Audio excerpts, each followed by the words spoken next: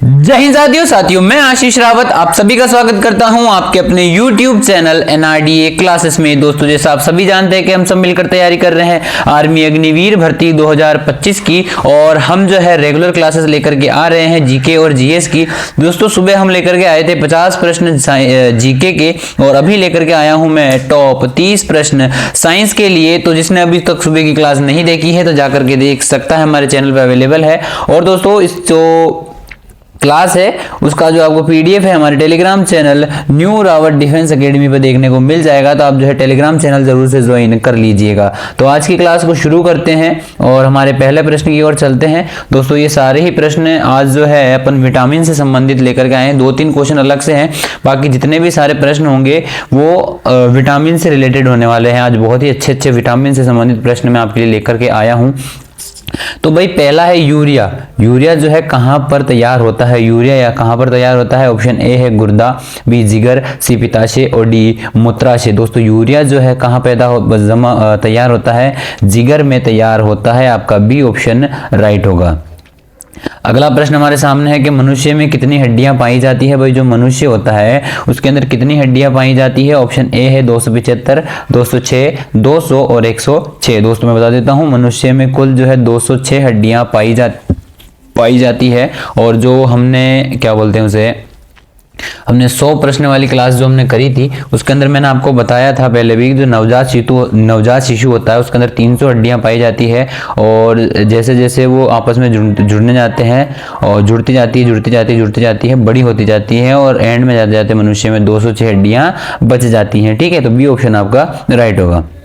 अगला है, मानव शरीर की सबसे बड़ी ग्रंथि कौन सी है? भाई, मानव शरीर की सबसे बड़ी ग्रंथि कौन सी है? ऑप्शन ए है थायराइड, बी पिट्यूटरी, सी यकृत और D none of the above. दोस्तों, मैं बता देता हूं कि मानव शरीर की सबसे बड़ी जो ग्रंथि होती है वो कौन सी होती है? यकृत होती है। आपका ऑप्शन नंबर सी राइट हो जाएगा। सबसे छोटी की बात करें तो पीयूष ग्रंथि होती है, ये भी आपको याद होना चाहिए।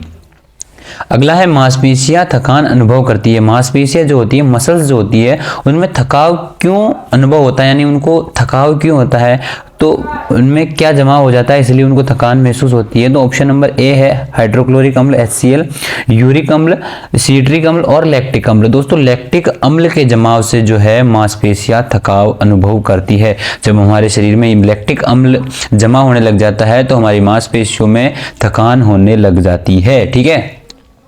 अगला है कि इंसुलिन शरीर के किस अंग को स्रावित करते हैं? इंसुलिन शरीर में किस अंग से स्रावित होती है? इंसुलिन जो है कौन से अंग से स्रावित होती है? ऑप्शन ए है फेफड़े, बी यकृत, सी अग्नाशय और डी गुर्दा। दोस्तों, मैं बता देता हूं कि जो इंसुलिन है वो किससे स्रावित होती है? अग्नाशय से स्रावित होती है। ठीक है, अगले प्रश्न पे चलते हैं। अगला प्रश्न हमारी स्क्रीन पर है भाई कि बाल, नाखून और पंजा किसके बने होते हैं? बाल, नाखून और पंजा किसके बने होते हैं? भाई, मैं आपको बता देता हूं कि ये किसके बने होते हैं, तो प्रोटीन के बने होते हैं। जिसने भी सी बोला है उसका ये क्वेश्चन राइट हो जाएगा। अगले प्रश्न पे चलते हैं। अगला प्रश्न हमारी स्क्रीन पर है कि सेरिबेलम नियंत्रित करता है। तो सेरिबेलम जो है किसे नियंत्रित करता है? ऑप्शन ए है दृष्टि को, ग्रहण शक्ति को, शरीर संतुलन को और वाणी को। दोस्तों, मैं बता देता हूं, जो सेरिबेलम होता है वो किसे करता है? शरीर संतुलन को नियंत्रित करता है। सेरिबेलम या सेरिबेलम कहाँ पर होता है? दोस्तों, ये मस्तिष्क में होता है। सेरिबेलम या सेरिबेरस बोलते हैं इसको। तो ये कहाँ पर होता है? मानव मस्तिष्क में होता है। कहाँ पर होता है? मस्तिष्क में होता है या फिर ब्रेन में होता है। तो ये शरीर संतुलन को कार्य करता है। ठीक है। अगला प्रश्न हमारी स्क्रीन पर है कि निम्न में से कौन सा अंतःस्रावी ग्रंथि नहीं है? तो भाई, ऑप्शन ए है पिट्यूटरी। दोस्तों, पिट्यूटरी जो है बाह्य स्रावी ग्रंथि है। अगला ऑप्शन आपके सामने है कि थायराइड, एड्रिनल और पेनक्रियाज। दोस्तों, अंतःस्रावी ये तीनों ही जो है अंतःस्रावी ग्रंथि है, और पेनक्रियाज जो है अंतःस्रावी ग्रंथि नहीं है। तो आपका ऑप्शन नंबर जो है डी राइट हो जाएगा। ठीक है, अगले प्रश्न पे चलते हैं। अगला प्रश्न हमारी स्क्रीन पर है कि यकृत भोजन को किस रूप में संचयन करता है, यानी किस रूप में पचाता है? ऑप्शन ए है ग्लूकोज, बी ग्लाइकोजन, एल्यूमिनियम और ATP। दोस्तों, मैं बता देता हूँ, जो यकृत होता है वो भोजन को ग्लाइकोजन के रूप में संचय करता है। आपका ऑप्शन नंबर बी राइट हो जाएगा। अगला प्रश्न हमारी स्क्रीन पर है कि लीवर का मुख्य कार्य क्या होता है? जो लीवर होता है उसका मुख्य कार्य क्या होता है? ए रक्त का दाब नियंत्रण, बी पाचन कार्य, सी रक्त को साफ करना और श्वास को नियंत्रण करना। दोस्तों, मैं बता देता हूँ, लीवर का मुख्य कार्य होता है पाचन कार्य, यानी पाचन में ये क्या मदद करता है? लीवर। ठीक है। अगला प्रश्न हमारे स्क्रीन पर आ चुका है कि एक स्वस्थ मनुष्य के शरीर का तापमान कितना होता है। जो मनुष्य होता है, स्वस्थ मनुष्य, उसके शरीर का तापमान कितना होता है, फ़ारेनहाइट की बात ये कर रहा है। तो लगभग जो है 98.4 डिग्री फ़ारेनहाइट स्वस्थ मनुष्य का तापमान होता है। ये फ़ारेनहाइट की बात कर रहा है। डिग्री सेल्सियस में कितना होता है, ये हमने जो हमारे टॉप 100 क्लास जो होती है साइंस की संडे को, उसमें हमने बात करी थी। वो कितना होता है, अगर आपने ली है क्लास तो जल्दी से कमेंट बॉक्स में आंसर दे दीजिएगा, ठीक है। अगला है एंजाइम होता है, क्या होता है भाई, आपके सामने खाली स्थान दे रखा है कि एंजाइम क्या होता है। तो एंजाइम जो है एक प्रकार का क्या होता है भाई, प्रोटीन होता है। जिसने भी बी ऑप्शन चुना है उसका ये क्वेश्चन राइट हो जाएगा। अगला है हमारे सामने, निम्न में से गाय का दूध किस विटामिन का प्रमुख स्रोत होता है। मतलब कि जो गाय का दूध होता है उसमें प्रचुर मात्रा में कौन सा विटामिन पाया जाता है। विटामिन संबंधित प्रश्न आ चुके हैं हमारे स्क्रीन पर। अब 13 से लेकर 30 तक सारे ही जो है विटामिन संबंधित होने वाले हैं। तो ठीक है, हर क्वेश्चन को अच्छे से देखिएगा और अगर आपको आता है तो अच्छी बात है, नहीं आता है तो नोट डाउन जरूर से कर लीजिएगा। तो अगला है, गाय के दूध में कौन सा विटामिन प्रमुख मात्रा में होता है। तो ऑप्शन नंबर ए है विटामिन ए, उसके अंदर प्रचुर मात्रा में पाया जाता है। आपका ऑप्शन नंबर ए राइट हो जाएगा। अगला प्रश्न हमारी स्क्रीन पर है कि रिकेट्स किसकी कमी के कारण होता है। रिकेट्स, देखो दोस्तों मैं बता देता हूं कि विटामिन ए से रतौंधी रोग होता है, विटामिन बी की कमी से बेरी, विटामिन सी से स्कर्वी और विटामिन डी से रिकेट्स रोग होता है। तो ये सारे रोगों के बारे में अपन डिटेल अभी आगे बात करेंगे, उनसे संबंधित प्रश्न भी है, तो आप जो है याद करने का प्रयास कीजिएगा, ठीक है। विटामिन डी से कौन सा रोग होता है, रिकेट्स रोग होता है। विटामिन डी की कमी से कौन सा रोग होता है, रिकेट्स रोग होता है। तो ये आपको याद हो गया है, ठीक है। अगला प्रश्न, विटामिन सी की कमी से कौन सा रोग होता है। तो स्कर्वी रोग विटामिन सी की कमी से होता है। अभी हमने पिछले प्रश्न में भी बात करी थी। सी, आपका बी ऑप्शन राइट हो जाएगा। अगला प्रश्न हमारी स्क्रीन पर आ चुका है भाई कि मनुष्य के खून की कमी का कारण क्या होता है। मनुष्य में जो खून की कमी हो जाती है वो किस विटामिन के कारण हो जाती है या फिर किसकी कमी के कारण होती है। तो आपके सामने ऑप्शन ए है विटामिन ए, विटामिन बी12, विटामिन सी, विटामिन डी। दोस्तों मैं बता देता हूं कि मनुष्य में जो खून की कमी है उसका क्या कारण हो जाता है, विटामिन बी12 की कमी से खून की कमी हो जाती है। तो ये आपको याद रखना है, आपका ऑप्शन बी राइट होगा। अगला हमारे स्क्रीन पर है कि विटामिन सी का रासायनिक नाम क्या है। विटामिन सी का रासायनिक नाम क्या होता है। तो ऑप्शन ए है एसिटिक अम्ल, बी लैक्टिक अम्ल, सी एस्कॉर्बिक अम्ल और D none of the above यानी नॉट। ठीक है, तो ऑप्शन नंबर आपका जो है सी राइट हो जाएगा कि जो विटामिन सी होता है उसका रासायनिक नाम क्या होता है, एस्कॉर्बिक अम्ल होता है। अगले प्रश्न पे चलते हैं भाई। तो अगला प्रश्न हमारे स्क्रीन पर है कि सूर्य प्रकाश कौन सा विटामिन उत्पन्न करती है। जो सूर्य की प्रकाश होती है, जो सूर्य किरणें होती है, वो कौन सा विटामिन उत्पन्न करती है। दोस्तों अगर आपने बचपन में या फिर कहीं देख सुना होगा, बड़े लोग कहते हैं कि सुबह सुबह धूप में बैठा करो, आपको जो है ताकत मिलती है। तो वो क्या मिलती है भाई, विटामिन डी मिलता है हमें सूर्य की किरणों से। क्या मिलता है, विटामिन डी मिलता है। ठीक है, अगले प्रश्न पे चलते हैं। अगला प्रश्न है कि मानव द्वारा स्वसंश्लेषित विटामिन कौन सा है। इंपॉर्टेंट प्रश्न है और बहुत ही इजी प्रश्न है। मानव द्वारा स्वसंश्लेषित का अर्थ होता है जैसे आप विटामिन ए देखो, विटामिन ए हमको किससे मिलता है, हम गाजर वगैरह खाते हैं तो उससे मिलता है, और ऐसी अन्य चीजें से अपने को जो अलग अलग विटामिन मिलते हैं। तो वो किसी दूसरी चीज पर निर्भर रहते हैं। बट जो स्वसंश्लेषित क्या होता है, मनुष्य खुद स्वसंश्लेषित कर लेता है। जो सूर्य की किरणें आती है उनसे मनुष्य क्या कर लेता है, विटामिन डी को अपने आप ही ग्रहण कर लेता है। ना तो उसे कुछ खाना है ना कुछ करना है, अपने आप वो सूर्य किरणें पड़ रही है और उसे विटामिन डी मिल रहा है। विटामिन डी अगर हमको प्रचुर मात्रा में मिलता है तो हमारी हड्डियां क्या होती है, मजबूत बनती है। ठीक है, अगला प्रश्न हमारी स्क्रीन पर कि निम्न में से किस विटामिन में धातु होती है। भाई ऐसा कौन सा विटामिन है जिसके अंदर धातु होती है। तो ऑप्शन ए है vitamin बी2, vitamin B6, vitamin B12 और विटामिन के। दोस्तों मैं बता देता हूं कि विटामिन बी12 के अंदर क्या होती है, धातु होती है। आपका ऑप्शन नंबर जो है सी राइट हो जाएगा। ठीक है, अगले प्रश्न पे चलते हैं भाई। तो अगला प्रश्न हमारी स्क्रीन पर आ चुका है कि ईस्ट का मुख्य स्रोत क्या है। ईस्ट जो होती है उसका मुख्य स्रोत कौन सा विटामिन है या कौन सा है। तो ऑप्शन ए है vitamin A, vitamin B, riboflavin और विटामिन डी। दोस्तों मैं बता देता हूं आपका ऑप्शन नंबर सी जिसने चुना है उसका क्वेश्चन राइट हो जाएगा। अगला है निम्न में से कौन सा विटामिन वसा में घुलनशील है। वसा में घुलनशील विटामिन कौन सा है। ऑप्शन ए है vitamin A, vitamin B, vitamin C और विटामिन डी। दोस्तों मैं बता देता हूँ वसा में घुलनशील विटामिन कौन सा है, तो वसा में घुलनशील विटामिन कौन सा है, विटामिन डी हो जाएगा। और अगर आपको सारे ही याद करने हैं कि वसा में कौन कौन से विटामिन घुलनशील होते हैं, तो एक सूत्र होता है एक फुटरी होती है कीड़ा करके, KEDA, यानी विटामिन के, विटामिन ई, विटामिन डी और विटामिन ए, ये चारों ही विटामिन जो होते हैं वसा में घुलनशील होते हैं। तो ये चीज़ आपको याद रखनी है कि वसा में घुलनशील विटामिन कौन से हैं, विटामिन KEDA है। ठीक है, यहाँ पर आपको डी दिख रहा है तो आपका ऑप्शन नंबर डी राइट हो जाएगा। ठीक है, अगला प्रश्न हमारे स्क्रीन पर है कि बेरी बेरी रोग किस विटामिन की कमी से होता है। तो बेरी बेरी रोग जो है विटामिन बी की कमी से होता है। आपका ऑप्शन नंबर बी राइट हो जाएगा। विटामिन बी की कमी से कौन सा रोग होता है, बेरी बेरी रोग होता है। ठीक है, अगला प्रश्न हमारे स्क्रीन पर है कि मसूड़ों से संबंधित बीमारी है।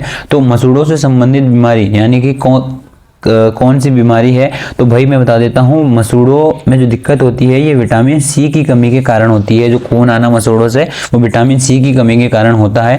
तो इससे संबंधित बीमारी कौन सी है, तो विटामिन सी की कमी से जो होने वाला रोग होगा वही जो है मसूड़ों से संबंधित बीमारी होगी। ठीक है, तो ऑप्शन आपके सामने ए रतौंधी, बेरी बेरी, स्कर्वी और विटामिन डी। दोस्तों मैं बता देता हूँ रतौंधी विटामिन ए की कमी से होता है, बेरी बेरी विटामिन बी की कमी से होता है और स्कर्वी जो है विटामिन सी की कमी से होता है और इसकी कमी से विटामिन डी की कमी से रिकेट्स होता है। तो ये भी आपको याद रखना है। ठीक है, तो आपका ऑप्शन नंबर सी राइट हो जाएगा। स्कर्वी जो है मसूड़ों से संबंधित बीमारी है। ठीक है भाई, अगले प्रश्न पे चलते हैं। अगला प्रश्न हमारे स्क्रीन पर है कि मसूड़ों से खून आना किस विटामिन की कमी के कारण होता है। जो मसूड़े होते हैं उनमें से खून किस विटामिन की कमी के कारण आता है।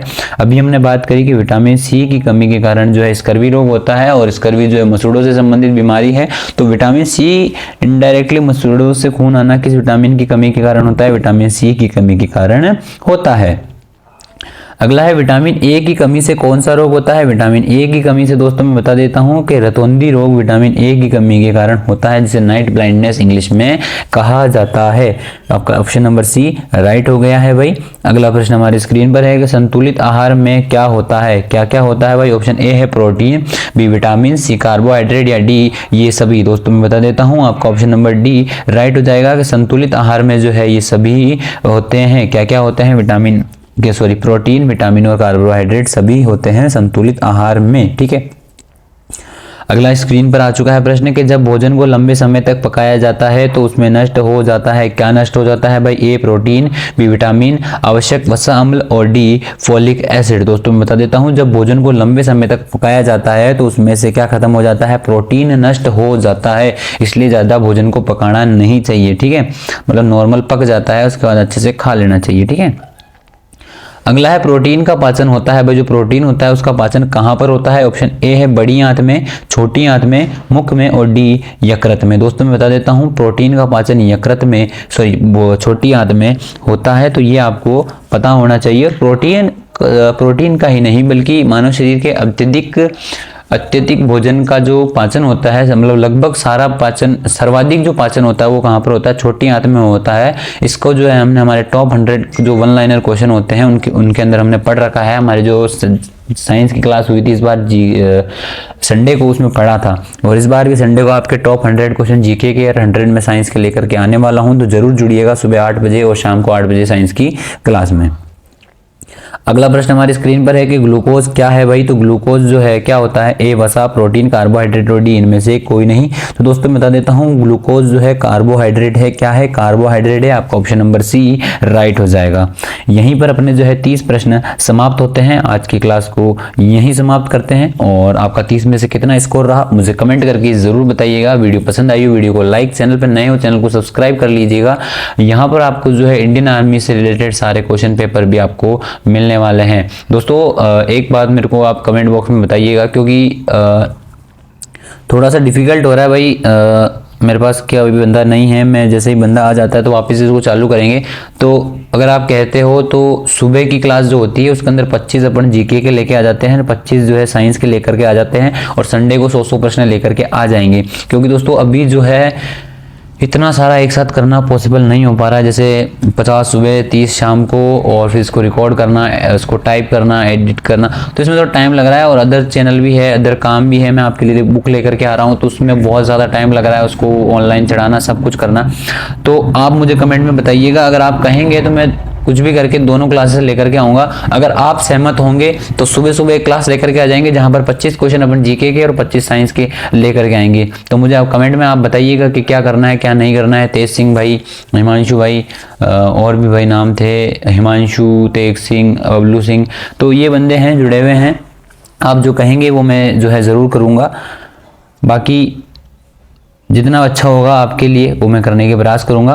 और अब जो है हफ्ते में एक दिन अपन ये लेकर के आएंगे, जैसे इम्पोर्टेंट चीज़ें, जैसे किताबें बहुत इंपॉर्टेंट है, शहर और नगर इंपॉर्टेंट है कि कौन से शहर पे कौन सी नदी बह रही है, कौन सी नदी पे कौन सा शहर बसा हुआ है, वर्तमान में कौन क्या है, मुख्यमंत्री, न्यायाधीश, राजधानियाँ, ये सभी इंपॉर्टेंट है। तो इन्हीं पर अपन हर हफ्ते एक क्लास अलग से लेकर के आएंगे, जहाँ पर अपन जीके जीएस के प्रश्नों पे बात नहीं करेंगे, इन चीज़ों पे बात करेंगे, ताकि आपकी जो है करंट भी क्लियर होती जाए। और जो आपके उसमें अपन क्या करेंगे, वन लाइनर क्वेश्चन लेकर के आएंगे और समझाने वाली चीज़ें लेकर के आएंगे और सारी बढ़िया चीज़ें लेकर के आएंगे। और वैसे अपनी किताब आ रही है, उस किताब को मैं जो है सारी ऑनलाइन आपको जो है क्या करूँगा, उसको सॉल्व करवाऊँगा। तो आप जो है खरीद लीजिएगा और उसको अपन जो है ऑनलाइन सॉल्व करेंगे। तो बस आप मुझे कमेंट में आपका ओपिनियन बता दीजिएगा। और जैसे ही किताब आ जाती है उसके बाद में तो सब कुछ ईजी हो जाएगा, उसके बाद में अपन वापस रेगुलर लाने की कोशिश करेंगे। तो आप जो कहेंगे वो अपन करने को तैयार है। तो कमेंट में आपका ओपिनियन ज़रूर बताइएगा। तब तक के लिए जय हिंद, जय सिया राम।